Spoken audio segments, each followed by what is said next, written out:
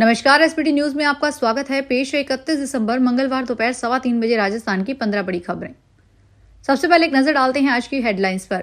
जिले संभाग निरस्त कर सरकार ने हाई कोर्ट में लगाई विट। आरबीआई 1 जनवरी से बंद कर सकता है आपका अकाउंट। राजस्थान कर्मचारी चयन बोर्ड ने ड्रेस कोड में किया परिवर्तन। रीट में पेपर लीक से बचने के लिए बायोमेट्रिक अटेंडेंस से होगी स्टूडेंट्स की एंट्री। सड़क सुरक्षा माह कल से प्रदेश भर में वाहनों की होगी चेकिंग। और अब खबरें विस्तार से सुनिए। राजस्थान में तत्कालीन गहलोत सरकार की ओर से प्रदेश में बनाए नए जिलों और संभाग में 9 जिले और 3 संभाग को मौजूदा सरकार ने निरस्त कर दिया है। इस निर्णय के बाद से कई जगहों पर आंदोलन चल रहे हैं। सरकार को आशंका है कि इस फैसले के खिलाफ लोग स्टे के लिए हाईकोर्ट जा सकते हैं। इसे ध्यान में रखते हुए सरकार ने राजस्थान हाईकोर्ट की मुख्य पीठ जोधपुर सहित जयपुर पीठ में केविएटिव दायर की है। सरकार की ओर से जोधपुर मुख्य पीठ में अतिरिक्त महाधिवक्ता श्याम सुंदर लदरेचा की ओर से केविएट लगाई गई है। भारतीय रिजर्व बैंक प्रणाली पर दबाव कम करने और साइबर और वित्तीय सुरक्षा दोनों को मजबूत करने के लिए सक्रिय कदम उठा रहा है। इन प्रयासों के हिस्से के रूप में आरबीआई कई महत्वपूर्ण उपाय पेश कर सकता है, जो देश भर के लाखों बैंक खाता धारकों को प्रभावित करेंगे। कुछ खाता धारक इनएक्टिविटी के कारण या वित्तीय सुरक्षा सुनिश्चित करने के उद्देश्य से की गई कार्रवाइयों के हिस्से के रूप में कुछ खातों पर एक्सेस खो देते हैं, यानी उनके अकाउंट्स को इनएक्टिव या निष्क्रिय किया जा सकता है।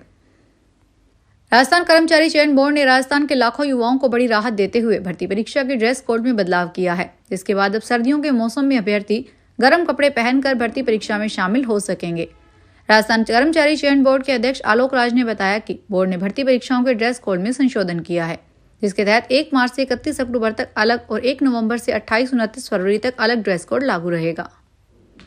रीट के दौरान इस बार स्टूडेंट्स को परीक्षा केंद्र में बायोमेट्रिक अटेंडेंस के बाद ही एंट्री दी जाएगी। यहाँ कोई भी ब्लैक लिस्टेड कर्मचारी तैनात नहीं होगा। शिक्षा विभाग के शासन सचिव कृष्ण कुमार ने प्रदेश के सभी जिलों को उनके आदेश जारी किए। शिक्षा सचिव ने बताया कि रीट में 15 से 20 लाख परीक्षार्थियों के शामिल होने का अनुमान है। ऐसे में जिला अधिकारी 5 जनवरी तक सभी नोडल अधिकारियों की नियुक्ति करने के साथ साथ परीक्षा केंद्रों का निर्धारण किया जाए। उन्होंने कहा कि परीक्षा केंद्रों में भी सरकारी स्कूल और सरकारी कॉलेजों को प्राथमिकता दी जाए। राजस्थान में 1 जनवरी से लेकर 31 जनवरी तक सड़क सुरक्षा माह मनाया जाएगा। इस अवधि में प्रदेश भर में वाहनों की सघन चेकिंग की जाएगी और नियमों के विपरीत चल रहे वाहनों पर कड़ी कार्रवाई की जाएगी। केंद्रीय सड़क परिवहन मंत्रालय की ओर से 1 से 31 जनवरी तक देश भर में सड़क सुरक्षा माह मनाया जा रहा है। सभी राज्यों में इस अवधि में सड़क सुरक्षा माह मनाया जाएगा। इस बार अभियान में गंभीरता बरतने के लिए खुद केंद्रीय सड़क परिवहन मंत्री नितिन गडकरी ने राजस्थान के सीएम भजन लाल शर्मा को चिट्ठी लिखी है। अजमेर की हाई सिक्योरिटी जेल में बंद 2 हार्डकोर अपराधियों की मंगलवार को तबियत बिगड़ गई। कड़ी सुरक्षा में दोनों अपराधियों को जेएलएन अस्पताल की इमरजेंसी में इलाज करवाया गया। हथियारबंद जवानों की मौजूदगी में चेकअप करवाने के बाद दोनों को हाई सिक्योरिटी जेल में शिफ्ट किया गया। इस दौरान कोतवाली और सिविल लाइन थाना पुलिस का जाब्ता भी मौजूद रहा। हाई सिक्योरिटी जेल के अधीक्षक पारस जांगड़ ने बताया कि हार्डकोर बंदी अरुण शर्मा भर्ती परीक्षाओं के पेपर लीक मामले में जेल में बंद है, जिसे पैर में खड़े होने पर दिक्कत हो रही थी। दिल्ली पुलिस ने मंगलवार रात को राष्ट्रीय राजधानी में नए साल के जश्न के मद्देनजर जनता के लिए ट्रैफिक एडवाइजरी जारी की है। वहीं डीएमआरसी ने भी कुछ नियम लागू किए हैं। दिल्ली के कनॉट पैलेस, इंडिया गेट और हौज खास नए साल की पूर्व संध्या पर जश्न मनाने के लिए लोकप्रिय स्थान है, जहां लोग अपने परिवार और दोस्तों के साथ नए साल का स्वागत करने आते हैं। दिल्ली पुलिस ऐसे क्षेत्रों के आसपास सुचारू यातायात और सार्वजनिक सुरक्षा सुनिश्चित करने के लिए सक्रिय कदम उठाएगी।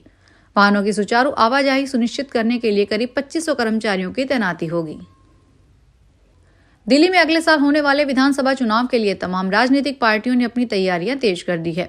विरोधी दलों की खामियां और अपनी खूबियां बता रही है कि इसी क्रम में भाजपा ने कुछ अनूठा किया है। अपने कार्यालय में प्रदर्शनी लगाई है। इसमें दिल्ली का वायु प्रदूषण, यमुना प्रदूषण, टूटी हुई सड़कें, शराब घोटाला सहित कई मुद्दों को हाईलाइट किया गया है। इस प्रदर्शनी में दिल्ली के पूर्व मुख्यमंत्री अरविंद केजरीवाल, पूर्व शिक्षा मंत्री मनीष सिसोदिया और पूर्व स्वास्थ्य मंत्री सत्येंद्र जैन को लेकर प्रदर्शनी लगाई गई है। भाजपा ने कथित घोटालों को उजागर किया है। दिल्ली में विधानसभा चुनाव से पहले इमाम, पंडित और ग्रंथियों के वेतन के मुद्दे पर राजनीति तेज हो गई है। एक तरफ जहां आम आदमी पार्टी ने पुजारियों और ग्रंथियों को चौथी बार सरकार बनने पर हर महीने 18,000 रुपए सम्मान राशि देने का वादा किया, तो दूसरी तरफ पिछले कई दिनों से वक्फ बोर्ड ने करीब 250 इमाम 17 महीनों से लंबित अपने वेतन को लेकर अरविंद केजरीवाल के घर का चक्कर काट रहे हैं। इस बीच ऑल इंडिया इमाम एसोसिएशन के प्रमुख साजिद रशीदी ने कहा कि आप सरकार ने फायदे की बजाय उनको नुकसान ही किया है और अब कटोरा लेकर घूमने को मजबूर कर दिया है।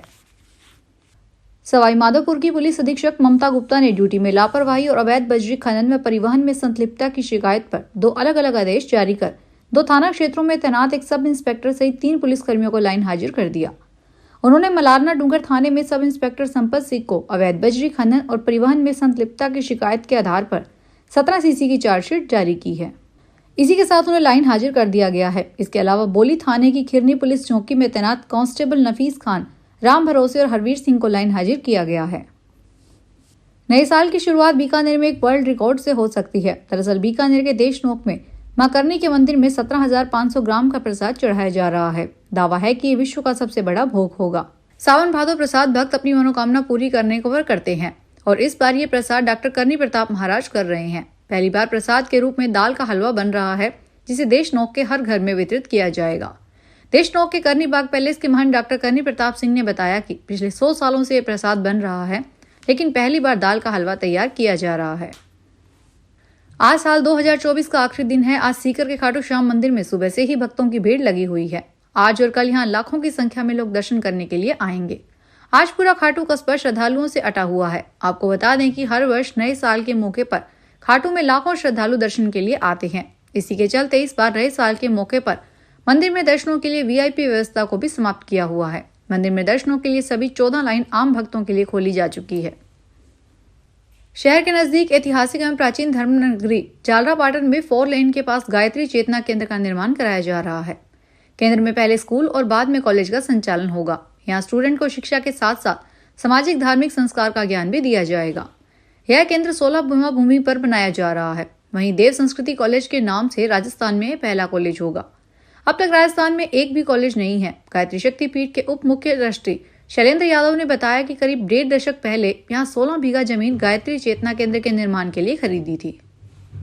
बेंगलुरु पुलिस ने मंगलवार को नए साल की पूर्व संध्या पर सार्वजनिक स्थानों पर सीटी बजाने पर प्रतिबंध लगा दिया है और मास्क पहनना अनिवार्य कर दिया है। जैसे जैसे बेंगलुरु में नए साल के स्वागत की तैयारी हो रही है, सरकार और पुलिस ने सुरक्षा के व्यापक इंतजाम किए हैं। एमजी रोड पर जहां हर साल आधी रात के करीब 1 लाख से अधिक लोग इकट्ठा होते हैं, 2000 से अधिक पुलिसकर्मी तैनात किए जाएंगे।